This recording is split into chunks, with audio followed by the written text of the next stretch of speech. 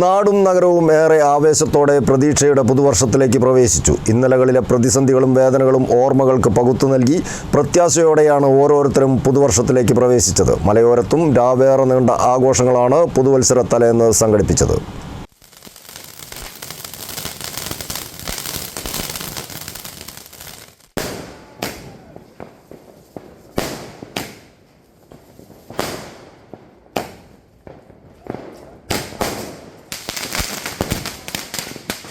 പ്രതീക്ഷയുടെ പൊൻപുലരി സ്വപ്നം കണ്ടാണ് നാടെങ്കും ആവേശത്തോടെ പുതുവത്സരപ്പിറവി ആഘോഷമാക്കിയത്.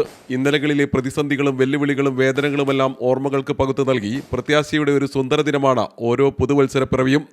ലോകമെങ്ങും നിറഞ്ഞ ആഘോഷങ്ങളോടെയാണ് പുതുവത്സരത്തെ വരവേറ്റത്. വ്യത്യസ്തമായ പരിപാടികളും ഒത്തുചേരലുകളും പാട്ടും നൃത്തവുമൊക്കെയായി രാവേറെ നീണ്ട ആഘോഷങ്ങളായിരുന്നു എവിടെയും.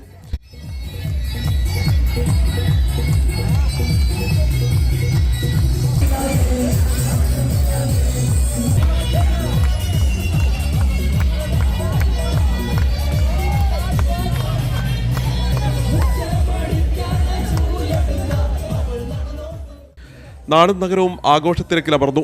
വിവിധ ക്ലബ്ബുകൾ, സാംസ്കാരിക കൂട്ടായ്മകൾ, കുടുംബ ഗ്രൂപ്പുകൾ, റെസിഡൻസ് അസോസിയേഷനുകൾ എന്നിവയുടെയെല്ലാം ആഭിമുഖ്യത്തിൽ വൈവിധ്യമാർന്ന പരിപാടികളായിരുന്നു പുതുവത്സരാഘോഷത്തിനായി ഒരുക്കിയിരുന്നത്.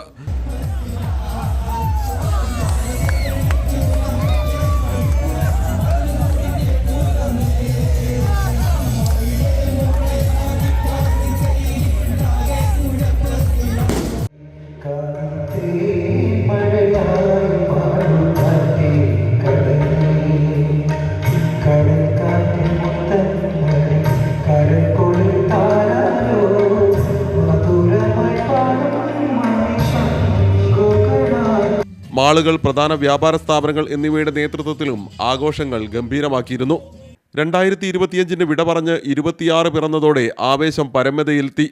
മണ്ണും വിണ്ണും പ്രഭാപൂരിതമായി. മനോഹരമായ കരിമരുന്ന് പ്രയോഗങ്ങളും ഹാപ്പി ന്യൂ ഇയർ വിളികളും ആഘോഷരാവിൽ നിറഞ്ഞു നിന്നു.